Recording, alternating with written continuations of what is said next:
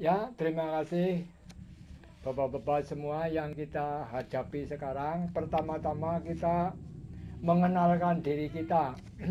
Itu nama saya Dasam dari GKJ Banyumas. Umur 85 tahun. Telah ulang tahun kemarin baru 2 hari. 85 tahun lebih 2 hari sebab saya telah ulang tahun kemarin tanggal 26 2021. Saya sini mau membagikan pengalaman atau kesaksian yang betul-betul kita ceritakan, bukan omong kosong tapi betul-betul yakin seyakin-yakinnya. Dan waktu ini akan saya mulai. Tadi sudah saya katakan nama saya Dasam dari GKJ Banyumas, umur 85 tahun. Pertama-tama saya, untuk riwayat hidup saya sekolah 6 tahun di SD dan kemudian sekolah guru 4 tahun. Kemudian saya jadi guru hanya 5 tahun. Dan hobi saya adalah bulu tangkis. Dan pada waktu itu saya juara kedua single di Banyumas. Nah, untuk seterusnya, setelah saya menjadi guru 5 tahun, pada waktu itu yang kena itu saya kena G30 SPKI, yaitu yang kena adalah PGRI-nya Nompak Sentral. Ini adalah tahun 1965.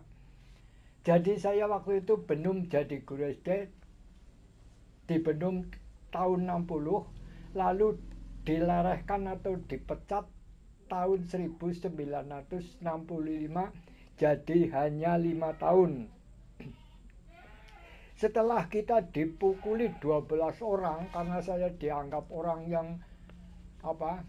Orang yang dulu dikatakan PKI atau G30S, sampai saya pada waktu itu hampir mati. Kemudian saya dibawa ke LP. Di sana saya tidak bisa tidur di apa? Di tempat, saya tidurnya di tanah sebab badan saya semua itu sudah luka dan semua itu berdarah. Kalau saya singlet itu peras itu semua apa? Semua darah. Tapi saya itu mempunyai keanehan atau keunggulan, yaitu pada waktu itu saya jadi dukun atau paranormal, tapi khusus yang melahirkan bayi yang tidak lahir karena sudah mati di dalam. Nah, kekuatan ini kita mempunyai keris, yaitu dengan dimasukkan ke dalam wedang kopi lalu diinumkan, itu bisa lahir. Nah, setelah itu saya tidak jadi guru lagi. Akhirnya kita jadi apa itu? Karena frustasi sehingga dari tahun 65 sampai 95, dalam waktu 30 tahun saya menjadi penjudi, pembohong dan lain sebagainya. Ini betul-betul kita alami.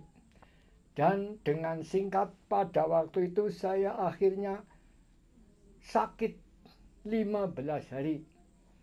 Setelah kita sakit 15 hari, kemudian saya bisa sembuh. Setelah sembuh, mengapa saya ingin sekali jadi orang Kristen? Kata orang katanya Pak Dasam dipanggil, saya tapi tidak tahu entah dipanggil entah bagaimana.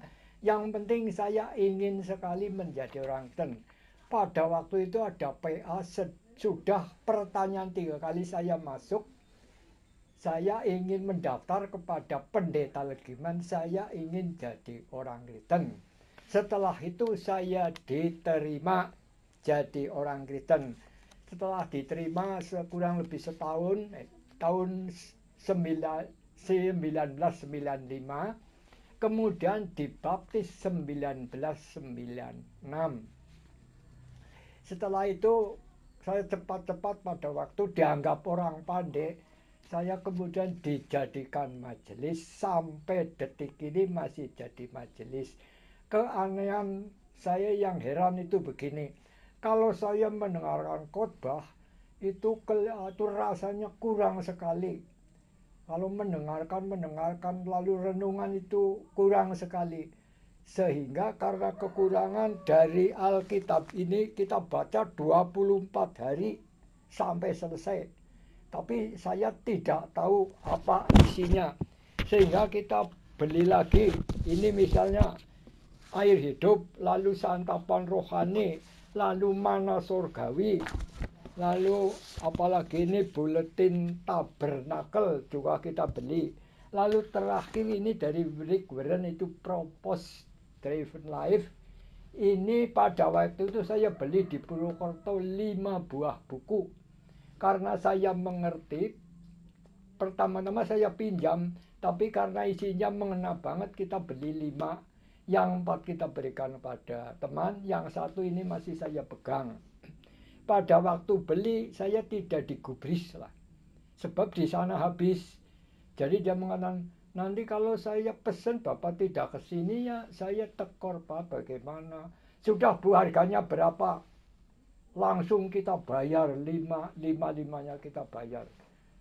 Sebab saya mengerti isinya adalah ini kurang lebih isi Alkitab. Ini terakhir kan amanat agung.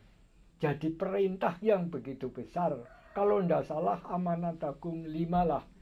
Ya diantaranya pergilah. Nah, sampai sekarang itu rasanya masih lapar banget. Sebab kalau saya mendengar dari khotbah kurang baik dan lain sebagainya, rasanya gini kurang setuju. Sehingga sampai sekarang setelah ini kita baca semua masih kurang. Apalagi sekarang zaman corona ya. Misalnya kebaktian, kumpulan tidak boleh. Nah akhirnya saya kalau jam 1 malam itu terus terang saya nyetel itu di RTV itu Pendeta Gilbert Lumendong. Ini bukan tiap malam, tapi kalau saya bangun kurang lebih jam itu pasti kita nyetel itu. Sehingga ini adalah untuk tambahan-tambahan ya. Nah, kenapa kalau saya mendengar khotbah atau mendengar ini rasanya kurang, seolah-olah ingin sekali tahu. Boleh jadi lapar. Ini saya juga tidak tahu. Nah, setelah kita jadi orang Kristen, itu dulu kan saya jadi paranormal, yaitu bisa menyembuhkan orang yang bayinya tidak lahir karena di dalam perut sudah meninggal. Kalau sekarang kan harus dioperasi, kalau saya tidak, hanya dengan kita beri dengan air kopi dengan ujung keris itulah. Nah sekarang setelah saya jadi orang Kristen, keris itu saya berikan kepada adik saya di Lampung. Tapi sekarang Dasam itu pegang isinya yaitu Kristus. Karena kita diberi ini perlambang erang-erang gambaran. Jadi orang Jawa itu diberi gambaran, diberi Kristus tapi belum selesai. Jadi sekarang setelah saya jadi orang Kristen, saya pegang tusnya, bukan kerisnya. Jadi memang sebetulnya kita diberi Kristus, tapi belum selesai hanya Kris. Ini yang memberi Kris kan pada itu Sadrah dan Abednego. Kalau tidak salah orang Kutoarjo. Nah ini salah satu kesaksian saya itu betul-betul saya ingin selamat dari keris ini. Jadi dulu saya memegang yakin seyakinnya bahwa keris itu hebat. Tapi semua orang yang mengikut Kristus pasti sudah saya katakan bahagia dan hebat. Nah ini salah satu kesaksian saya dan kita tambahkan sedikit. Saya ini oleh Tuhan itu diberi sedikit pencerahan ya. Sekarang saya cerita soal corona. Corona ini adalah target Tuhan supaya manusia kembali ke jalan yang baik, titik. Supaya manusia kembali ke jalan yang baik. Ini saya tahun 1965 saya sudah diberi begini. Besok arepana tentara kang lor wetan, ku arepana apa kowe menangi apa ora. Tapi sebelum ini terjadi didahului wong seneng tuku pit karo nandur duren. Nah, ini corona duren artinya bahasa Jawa kudu liren. Nah, artinya liren berhenti itu adalah liren kamu berbuat dosanya berhenti. Sebab manusia sekarang kalau kita pikir itu melebihi zaman Nuh. Nah, kemudian anak istilah jaga jarak. Jarak itu patokan gelatak, wit jarak patokan itu paugeran. Jadi namanya jaga jarak, dijaga betul-betul ada, tapi maksudnya kita jangan lengah, jangan jauh dari Tuhan. Ini patokannya kita semua kan pada Tuhan Yesus. Jadi jaga jarak betul-betul ada, betul-betul ada corona, tapi kalau bahasa Monet kalau kita translate jaga jarak artinya kita harus dekat kepada Tuhan, nanti pasti diselamatkan.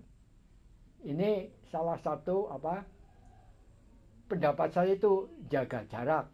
Kemudian terakhir begini, ini adalah tugas Bapak dan saudara-saudara semua.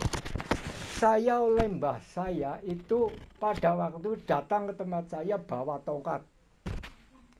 Setelah itu saya diberi begini oleh mbah saya, kamu harus bisa menanam padi di puncak Gunung Slamet. Lah ini kan gambaran atau erang-erang.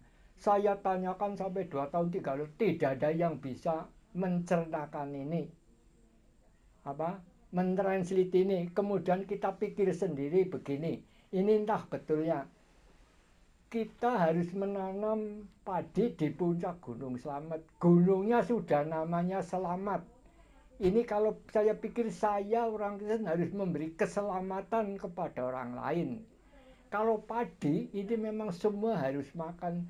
Jadi kita ditugaskan supaya pelayanan keselamatan kepada semua orang. Ini bukan tugas saya saudara-saudara. Ini adalah tugas para pengikut itu semua. Ya, jadi ini bukan tugas saya, ini adalah saya yang diberi oleh mbah saya. Begitu. Tapi pada waktu memberi setelah dia pergi, setelah sampai jalan besar dia hilang. Jadi berarti itu bukan mbah saya. Ya saya tidak tahu entah siapa. Ini bukan mimpi saya, ini semua yang saya katakan itu betul-betul terjadi. Jadi saya ulangi, dulu saya menjadi paranormal dengan kekuatan keris yang hebat. Tapi setelah kita jadi orang Kristen tidak boleh. Maka itu keris kita lempar ke Sumatera, hanya kita pegang isinya yaitu tus. Jadi kita memegang Kristus, ini kan pegangan Bapak semua. Nah, ini satu lagi. Saya juga diberi kelebihan begini. Bukan kita sombong. Ini mbah saya mengatakan, ini saya mempunyai kelebihan yang begitu saya juga tidak tahu. Mengapa saya diberi kelebihan bisa menyembuhkan orang luka bakar atau luka yang anyar, yang baru. Dan itu nanti sembuh hanya kita ludahi ya.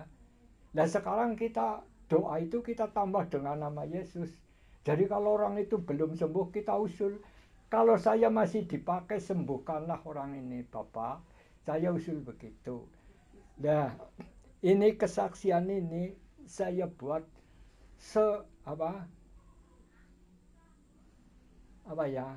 sejujur-jujurnya ya.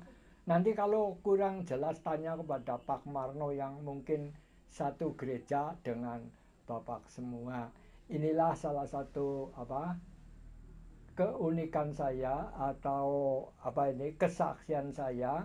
Mungkin juga banyak yang kelewatan tapi tidak apa-apa. Yang intinya dulu saya ikut kepada keris, sekarang kita ambil isinya yaitu Kristus. Ini yang sungguh saya imani dan saya betul-betul bangga sekarang kita mengikut Kristus. Sebab saya orang buruk masih bisa dipakai oleh Tuhan Yesus. Terima kasih Bapak Ibu semua. Inilah gambaran atau kesaksian saya yang kurang lebih mudah-mudahan bisa berkenan di hati Bapak Ibu. Terima kasih. Haleluya. Amin.